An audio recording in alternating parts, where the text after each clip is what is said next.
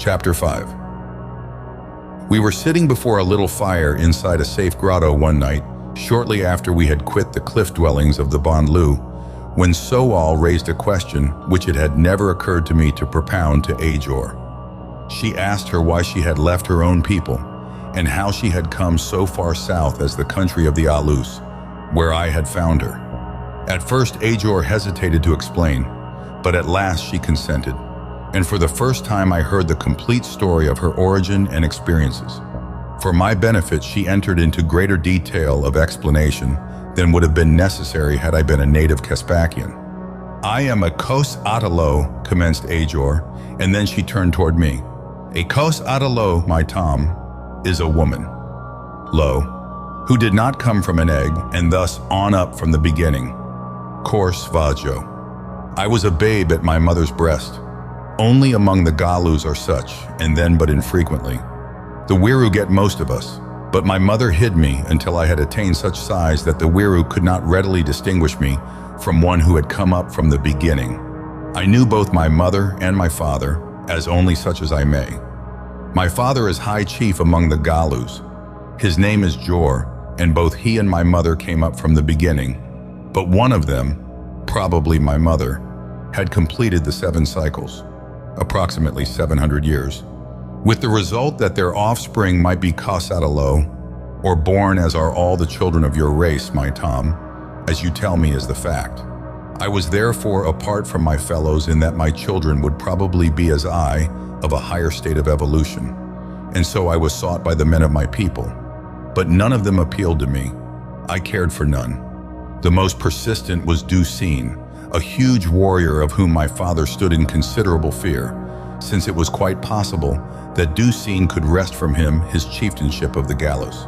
He has a large following of the newer Galus, those most recently come up from the Kro-lu, and as this class is usually much more powerful numerically than the older Galus, and as Du-Seen's ambition knows no bounds, we have for a long time been expecting him to find some excuse for a break with Jor the High Chief, my father. A further complication lay in the fact that Du-Seen wanted me, while I would have none of him, and then came evidence to my father's ears that he was in league with the Wieroo. A hunter, returning late at night, came trembling to my father, saying that he had seen Du-Seen talking with a Wieroo in a lonely spot far from the village, and that plainly he had heard the words, "If you will help me, I will help you.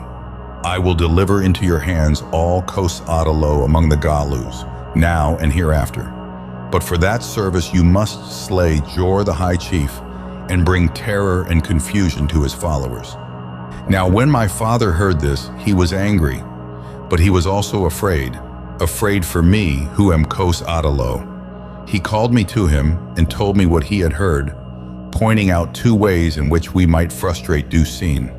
The first was that I go to Du-Seen as his mate, after which he would be loath to give me into the hands of the Wieroo, or to further abide by the wicked compact he had made, a compact which would doom his own offspring, who would doubtless be, as am I, their mother. The alternative was flight until Du-Seen should have been overcome and punished. I chose the latter and fled toward the south. Beyond the confines of the Galu country is little danger from the Wieroo, who seek ordinarily only Galus of the highest orders. There are 2 excellent reasons for this. One is that from the beginning of time, jealousy has existed between the Wieroo and the Galus as to which would eventually dominate the world. It seems generally conceded that that race which first reaches a point of evolution, which permits them to produce young of their own species and of both sexes, must dominate all other creatures. The Wieroo first began to produce their own kind, after which evolution from Galu to Wieroo ceased gradually, until now it is unknown. But the Wieroo produce only males, which is why they steal our female young, and by stealing Kos-Atalo, they increase their own chances of eventually reproducing both sexes, and at the same time lessen ours. Already the Galus produce both male and female, but so carefully do the Wieroo watch us that few of the males ever grow to manhood, while even fewer are the females that are not stolen away. It is indeed a strange condition, for while our greatest enemies hate and fear us, they dare not exterminate us, knowing that they too would become extinct, but for us. But could we once get a start, I am sure that when all were true, Kos Atalo, there would have been evolved at last the true dominant race before which all the world would be forced to bow. Ajor always spoke of the world as though nothing existed beyond Caspak. She could not seem to grasp the truth of my origin or the fact that there were countless other peoples outside her stern barrier cliffs. She apparently felt that I came from an entirely different world. Where it was and how I came to Caspak from it were matters quite beyond her, with which she refused to trouble her pretty head. Well, she continued, and so I ran away to hide, intending to pass the cliffs to the south of Galus and find a retreat in the Kro-lu country. It would be dangerous, but there seemed no other way. The third night I took refuge in a large cave in the cliffs at the edge of my own country. Upon the following day I would cross over into the Kro-lu country, where I felt that I should be reasonably safe from the Wieroo, though menaced by countless other dangers. However, to a Kos Atalo, any fate is preferable to that of falling into the clutches of the frightful Wieroo, from whose land none returns. I had been sleeping peacefully for several hours when I was awakened by a slight noise within the cavern. The moon was shining brightly, illumining the entrance, against which I saw silhouetted the dread figure of a Wieroo. There was no escape. The cave was shallow, the entrance narrow. I lay very still, hoping against hope that the creature had but paused here to rest and might soon depart without discovering me. Yet all the while I knew that he came seeking me. I waited, scarce breathing, watching the thing creep stealthily toward me, its great eyes luminous in the darkness of the cave's interior. And at last I knew that those eyes were directed upon me, for the Wieroo can see in the darkness better than even the lion or the tiger. But a few feet separated us when I sprang to my feet and dashed madly toward my menacer in a vain effort to dodge past him and reach the outside world. It was madness, of course, for even had I succeeded temporarily, the Wieroo would have but followed and swooped down upon me from above. As it was, he reached forth and seized me, and though I struggled, he overpowered me. In the duel, his long white robe was nearly torn from him, and he became very angry, so that he trembled and beat his wings together in his rage. He asked me my name, but I would not answer him, and that angered him still more. At last he dragged me to the entrance of the cave, lifted me in his arms, spread his great wings, and leaping into the air, flapped dismally through the night. I saw the moonlit landscape sliding away beneath me, and then we were out above the sea and on our way to Uo, the country of the Wieroo. The dim outlines of Uo were unfolding below us when there came from above a loud whirring of giant wings. The Wieroo and I glanced up simultaneously to see a pair of huge Ch.5, flying reptiles, pterodactyls, swooping down upon us. The Wieroo wheeled and dropped almost to sea level and then raced southward in an effort to outdistance our pursuers. The great creatures, notwithstanding their enormous weight, are swift on their wings, but the Wieroo are swifter. Even with my added weight, the creature that bore me maintained his lead, though he could not increase it. Faster than the fastest wind, we raced through the night, southward along the coast. Sometimes we rose to great heights, where the air was chill and the world below but a blur of dim outlines. But always the Ch.5 stuck behind us. I knew that we had covered a great distance, for the rush of the wind by my face attested the speed of our progress. But I had no idea where we were when at last I realized that the Wieroo was weakening. One of the Ch.5 gained on us and succeeded in heading us, so that my captor had to turn in toward the coast. Further and further they forced him to the left. Lower and lower he sank. More labored was his breathing, and weaker the stroke of his once powerful wings. We were not 10 feet above the ground when they overtook us, and at the edge of a forest. One of them seized the Wieroo by his right wing, and in an effort to free himself, he loosed his grasp upon me, dropping me to earth. Like a frightened Eka, I leaped to my feet and raced for the sheltering sanctuary of the forest, where I knew neither could follow or seize me. Then I turned and looked back to see two great reptiles tear my abductor asunder and devour him on the spot. I was saved, yet I felt that I was lost. How far I was from the country of the Galus, I could not guess, nor did it seem probable that I ever could make my way in safety to my native land. Day was breaking. Soon the carnivora would stalk forth for their first kill. I was armed only with my knife. About me was a strange landscape. The flowers, the trees, the grasses, even, were different from those of my northern world, and presently there appeared before me a creature fully as hideous as the Wieroo, a hairy man-thing that barely walked erect. I shuddered, and then I fled. Through the hideous dangers that my forebears had endured in the earlier stages of their human evolution, I fled. And always pursuing was the hairy monster that had discovered me. Later he was joined by others of his kind. They were the speechless men, the Alus, from whom you rescued me, my Tom. From then on, you know the story of my adventures, and from the first I would endure them all again because they led me to you. It was very nice of her to say that, and I appreciated it. I felt that she was a mighty nice little girl whose friendship anyone might be glad to have. But I wished that when she touched me, those peculiar thrills would not run through me. It was most discomforting because it reminded me of love, and I knew that I never could love this half-baked little barbarian. I was very much interested in her account of the Wieroo, which up to this time I had considered a purely mythological creature. But Ajor shuddered so at even the veriest mention of the name that I was loath to press the subject upon her, and so the Wieroo still remained a mystery to me. While the Wieroo interested me greatly, I had little time to think about them, as our waking hours were filled with the necessities of existence, the constant battle for survival, which is the chief occupation of Caspakians. Tumar and So-al were now about fitted for their advent into Kro-lu society, and must therefore leave us, as we could not accompany them without incurring great danger ourselves and running the chance of endangering them. But each swore to be always our friend and assured us that should we need their aid at any time we had but to ask it. Nor could I doubt their sincerity, since we had been so instrumental in bringing them safely upon their journey toward the Kro-lu village. This was our last day together. In the afternoon, we should separate, Tomar and So-al going directly to the Kro-lu village, while Ajor and I made a detour to avoid a conflict with the archers. The former both showed evidence of nervous apprehension as the time approached for them to make their entry into the village of their new people, and yet both were very proud and happy.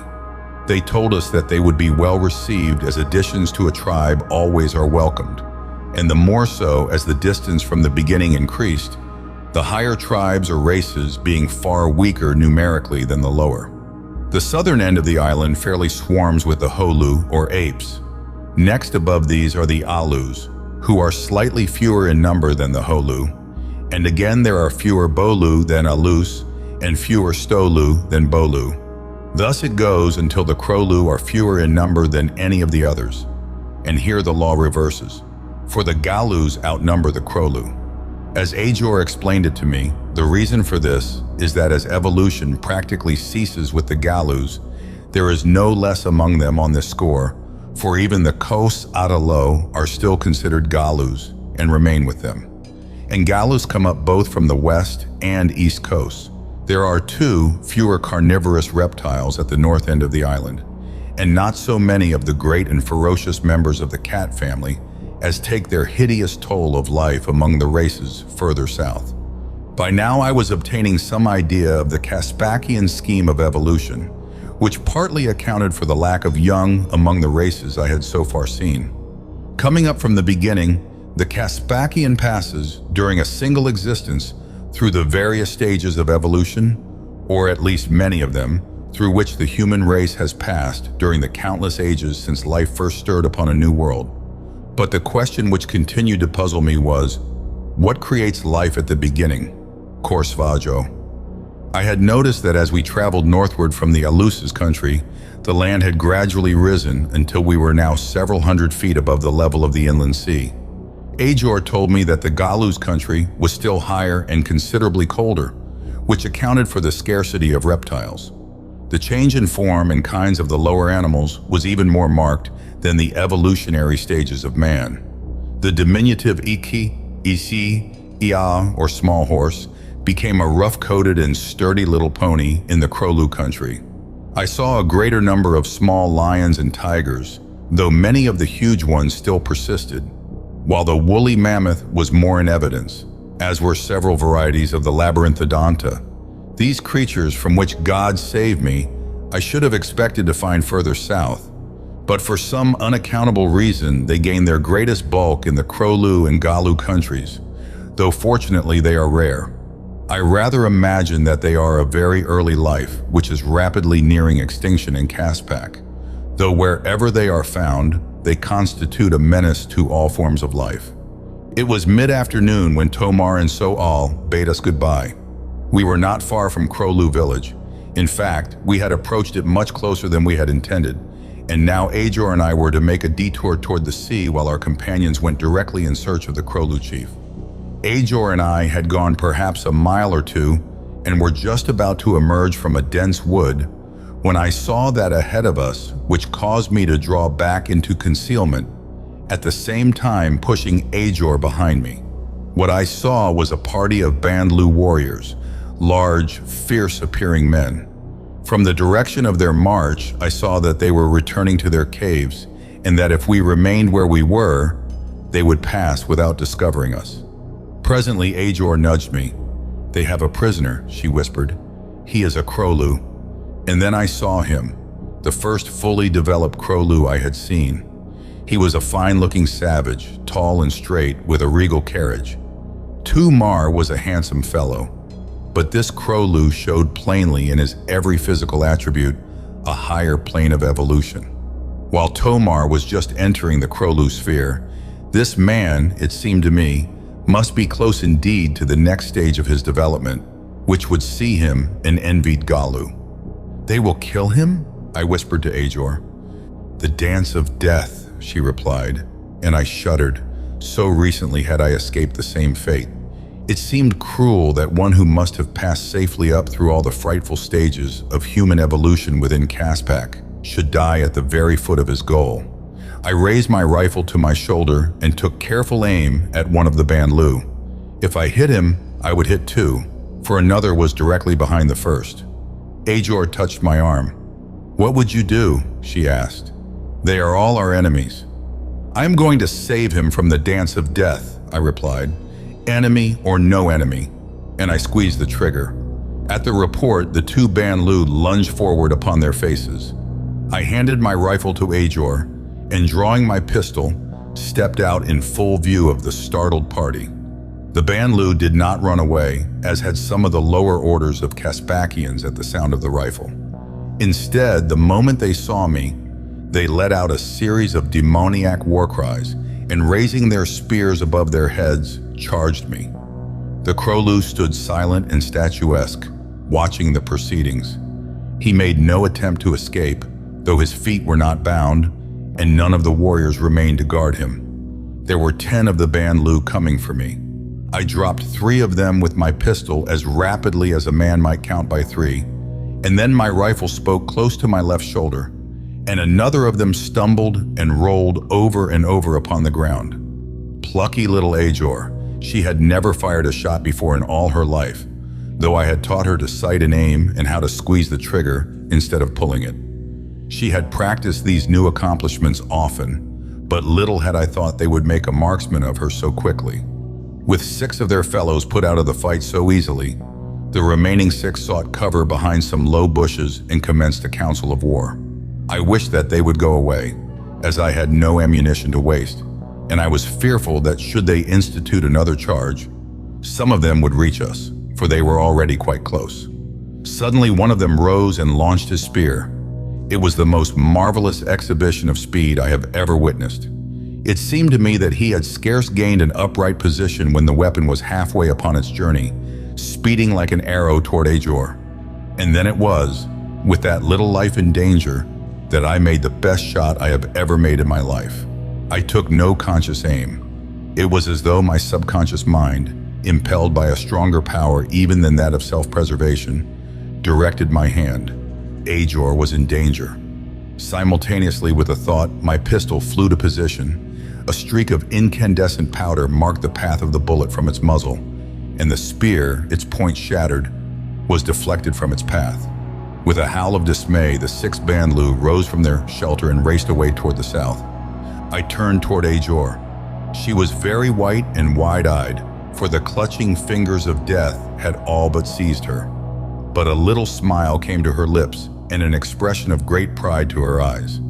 "My Tom," she said, and took my hand in hers. That was all. My Tom, and a pressure of the hand. Her Tom. Something stirred within my bosom. Was it exaltation or was it consternation? Impossible. I turned away almost brusquely. "Come," I said, and strode off toward the Kro-lu prisoner. The Kro-lu stood watching us with stolid indifference. I presume that he expected to be killed, but if he did, he showed no outward sign of fear. His eyes, indicating his greatest interest, were fixed upon my pistol or the rifle which Ajor still carried. I cut his bonds with my knife. As I did so, an expression of surprise tinged and animated the haughty reserve of his countenance. He eyed me quizzically. "What are you going to do with me?" he asked. "You are free," I replied. "Go home if you wish." "Why don't you kill me?" he inquired. "I am defenseless. Why should I kill you? I have risked my life and that of this young lady to save your life. Why therefore should I now take it?" Of course, I didn't say young lady, as there is no Caspakian equivalent for that term. But I have to allow myself considerable latitude in the translation of Caspakian conversations. To speak always of a beautiful young girl as a she may be literal, but it seems far from gallant. The Kro-lu concentrated his steady, level gaze upon me for at least a full minute. Then he spoke again. "Who are you, man of strange skins?" he asked. "Your she is Galu, but you are neither Galu, nor Kro-lu, nor Banlu, nor any other sort of man which I have seen before. Tell me from whence comes so mighty a warrior and so generous a foe." "It is a long story, I replied, "but suffice it to say that I am not of Caspak. I am a stranger here, and, let this sink in, I am not a foe. I have no wish to be an enemy of any man in Caspak, with the possible exception of the Galu warrior Dusin." "Dusin!" he exclaimed. "You are an enemy of Dusin? And why?" "Because he would harm Ajor," I replied. "You know him?" "He cannot know him," said Ajor. "Dusin rose from the Kro-lu long ago, taking a new name, as all do when they enter a new sphere. He cannot know him, as there is no intercourse between the Kro-lu and the Galu." The warrior smiled. "Dusin rose not so long ago," he said, "that I do not recall him well, and recently he has taken it upon himself to abrogate the ancient laws of Caspak. He had had intercourse with the Kro-lu. Dusin would be chief of the Galus, and he has come to the Kro-lu for help." Ajor was aghast. The thing was incredible. Never had Kro-lu and Galu had friendly relations. By the savage laws of Caspak, they were deadly enemies, for only so can the several races maintain their individuality. "Will the Kro-lu join him?" asked Ajor. "Will they invade the country of Jor, my father?" "The younger Kro-lu favor the plan," replied the warrior, "since they believe they will thus become Galus immediately. They hope to span the long years of change through which they must pass in the ordinary course of events and at a single stride become Galus. We of the older Kro-lu tell them that though they occupy the land of the Galu and wear the skins and ornaments of the golden people, still they will not be Galus till the time arrives that they are ripe to rise. We also tell them that even then they will never become a true Galu race, since there will still be those among them who can never rise. It is all right to raid the Galu country occasionally for plunder, as our people do, but to attempt to conquer it and hold it is madness. For my part, I have been content to wait until the call came to me. I feel that it cannot now be long." "What is your name?" asked Ajor. "Chal-az," replied the man. "You are chief of the Kro-lu?" Ajor continued. "No, it is Altan who is chief of the Kro-lu of the East," answered Chal-az. "And he is against this plan to invade my father's country?" "Unfortunately, he is rather in favor of it," replied the man, "since he has about come to the conclusion that he is Batu. He has been chief ever since before I came up from the Banlu, and I can see no change in him in all those years. In fact, he still appears to be more Ban-lu than Kro-lu. However, he is a good chief and a mighty warrior, and if due scene persuades him to his cause, the Galus may find themselves under a Kro-lu chieftain before long, due scene as well as the others. For Altan would never consent to occupy a subordinate position, and once he plants a victorious foot in Galu, he will not withdraw it without a struggle. I asked them what Batu meant, as I had not before heard the word. Literally translated, it is equivalent to through, finished, done for, as applied to an individual's evolutionary progress in Caspak, and with this information was developed the interesting fact that not every individual is capable of rising through every stage to that of Galu. Some never progress beyond the Alu stage. Others stop as Bo-lu, as Sto-lu, as Bond-lu, or as Kro-lu. The Ho-lu of the first generation may rise to become Alus.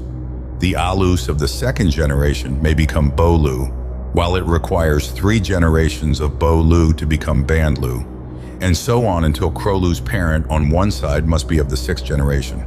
It was not entirely plain to me even with this explanation, since I couldn't understand how there could be different generations of peoples who apparently had no offspring. Yet I was commencing to get a slight glimmer of the strange laws which govern propagation and evolution in this weird land. Already I knew that the warm pools which always lie close to every tribal abiding place were closely linked with the Caspakian scheme of evolution, and that the daily immersion of the females in the greenish slimy water was in response to some natural law, since neither pleasure nor cleanliness could be derived from what seemed almost a religious rite. Yet I was still at sea, nor seemingly could Ajor enlighten me, since she was compelled to use words which I could not understand and which it was impossible for her to explain the meanings of. As we stood talking, we were suddenly startled by a commotion in the bushes and among the boles of the trees surrounding us, and simultaneously 100 Kro-lu warriors appeared in a rough circle about us. They greeted Chal-az with a volley of questions as they approached slowly from all sides, their heavy bows fitted with long, sharp arrows. Upon Ajor and me, they looked with covetousness in the one instance, and suspicion in the other. But after they had heard Chal-az's story, their attitude was more friendly. A huge savage did all the talking. He was a mountain of a man, yet perfectly proportioned. "This is Altan the chief," said Chal-az by way of introduction. Then he told something of my story, and Altan asked me many questions of the land from which I came. The warriors crowded around close to hear my replies, and there were many expressions of incredulity as I spoke of what was to them another world, of the yacht which had brought me over vast waters, and of the plane that had borne me Jo-u-like over the summit of the barrier cliffs. It was the mention of the hydro aeroplane which precipitated the first outspoken skepticism, and then Ajor came to my defense. "I saw it with my own eyes, Bai," she exclaimed. "I saw him flying through the air in battle with a Jo-u. The Alus were chasing me, and they saw and ran away." "Whose is this she?" demanded Altan suddenly, his eyes fixed fiercely upon Ajor. For a moment there was silence. Ajor looked up at me, a hurt and questioning expression on her face. "Who she is this?" repeated Altan. "She is mine," I replied, though what force it was that impelled me to say it I could not have told. But an instant later I was glad that I had spoken the words, for the reward of Ajor's proud and happy face was reward indeed. Altan eyed her for several minutes and then turned to me. "Can you keep her?" he asked, just the tinge of a sneer upon his face. I laid my palm upon the grip of my pistol and answered that I could. He saw the move, glanced at the butt of the automatic where it protruded from its holster, and smiled. Then he turned and, raising his great bow, fitted an arrow and drew the shaft far back. His warriors, supercilious smiles upon their faces, stood silently watching him. His bow was the longest and the heaviest among them all. A mighty man indeed must he be to bend it. Yet Altan drew the shaft back until the stone point touched his left forefinger, and he did it with consummate ease. Then he raised the shaft to the level of his right eye, held it there for an instant, and released it. When the arrow stopped, half its length protruded from the opposite side of a 6-inch tree 50 feet away. Altan and his warriors turned toward me with expressions of immense satisfaction upon their faces. And then, apparently for Ajor's benefit, the chieftain swaggered to and fro a couple of times, swinging his great arms and his bulky shoulders for all the world like a drunken prize fighter at a beach dance hall. I saw that some reply was necessary, and so in a single motion I drew my gun, dropped it on the still quivering arrow, and pulled the trigger. At the sound of the report, the Kro-lu leaped back and raised their weapons. But as I was smiling, they took heart and lowered them again, following my eyes to the tree. The shaft of their chief was gone, and through the bowl was a little round hole marking the path of my bullet. It was a good shot if I do say it myself, as shouldn't, but necessity must have guided that bullet. I simply had to make a good shot, that I might immediately establish my position among those savage and warlike Caspakians of the sixth sphere. That it had its effect was immediately noticeable, but I am none too sure that it helped my cause with Altan. Whereas he might have condescended to tolerate me as a harmless and interesting curiosity, he now, by the change in his expression, appeared to consider me in a new and unfavorable light. Nor can I wonder, knowing this type as I did, for had I not made him ridiculous in the eyes of his warriors, beating him at his own game? What king, savage or civilized, could condone such impudence? Seeing his black scowls, I deemed it expedient, especially on Ajor's account, to terminate the interview and continue upon our way. But when I would have done so, Altan detained us with a gesture, and his warriors pressed around us. "What is the meaning of this?" I demanded, and before Altan could reply, Chal-az raised his voice in our behalf. "Is this the gratitude of a Kro-lu chieftain, Altan," he asked, "to one who has served you by saving one of your warriors from the enemy, saving him from the death dance of the Bandlu?"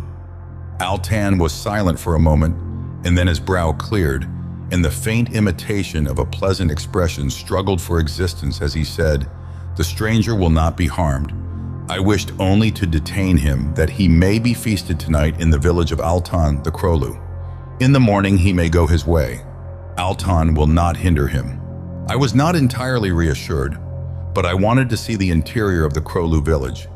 And anyway, I knew that if Altan intended treachery, I would be no more in his power in the morning than I now was.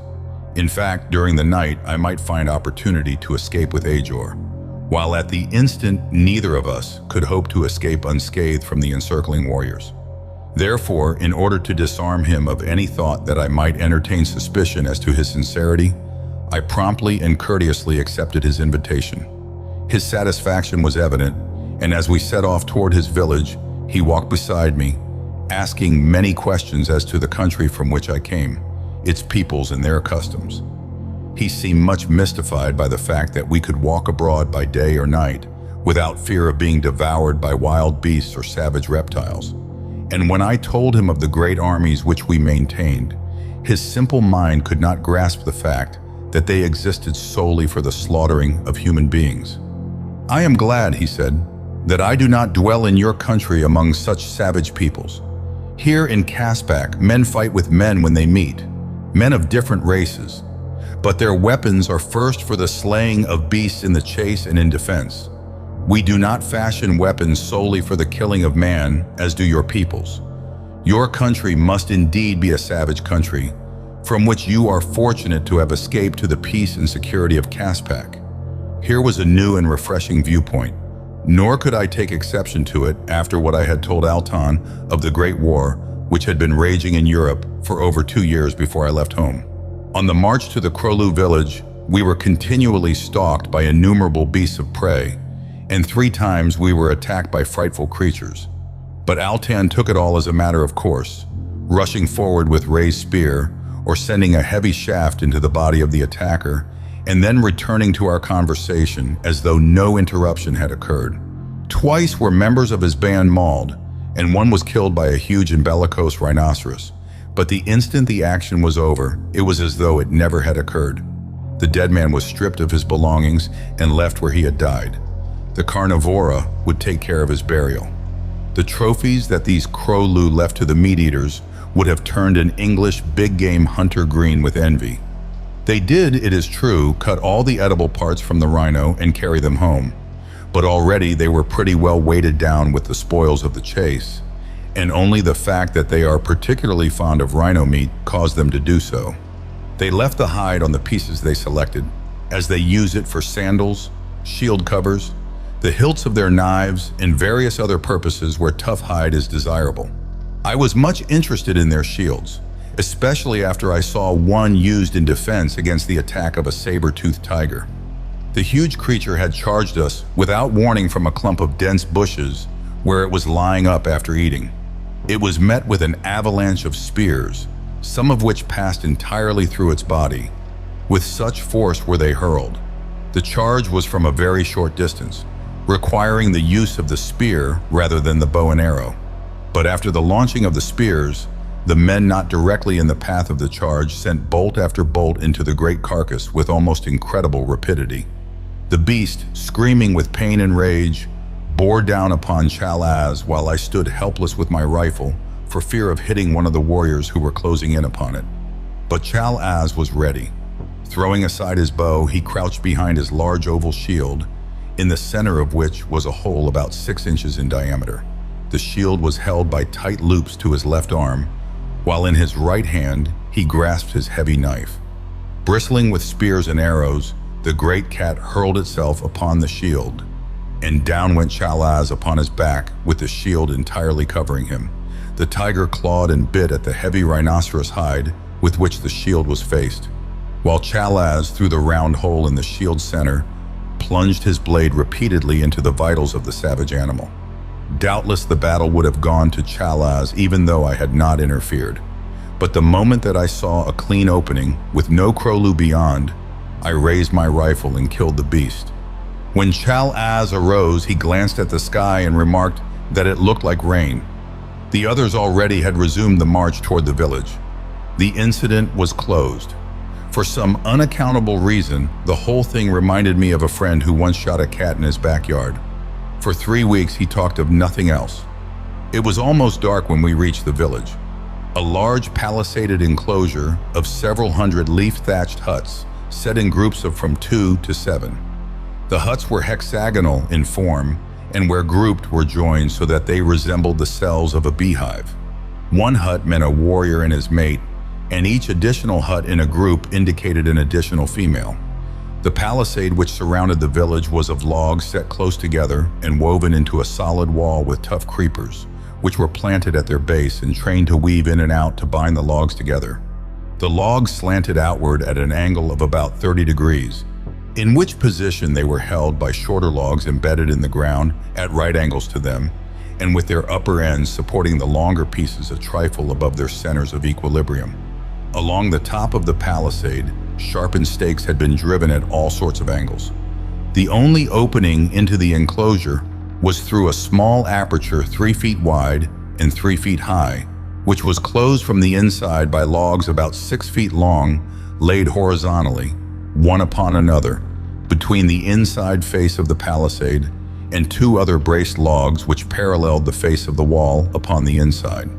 As we entered the village, we were greeted by a not unfriendly crowd of curious warriors and women, to whom Chal-az generously explained the service we had rendered him, whereupon they showered us with the most well-meant attentions. For Chal-az, it seemed, was a most popular member of the tribe. Necklaces of lion and tiger teeth, bits of dried meat, finely tanned hides, and earthen pots, beautifully decorated, they thrust upon us until we were loaded down. And all the while Altan glared balefully upon us, seemingly jealous of the attentions heaped upon us because we had served Chal-az. At last we reached a hut that they set apart for us, and there we cooked our meat and some vegetables the women brought us, and had milk from cows, the first I had had in Caspak, and cheese from the milk of wild goats, with honey and thin bread made from wheat flour of their own grinding, and grapes and the fermented juice of grapes. It was quite the most wonderful meal I had eaten since I quit the Toreador and Bowen J. Tyler's colored chef, who could make pork chops taste like chicken and chicken taste like heaven.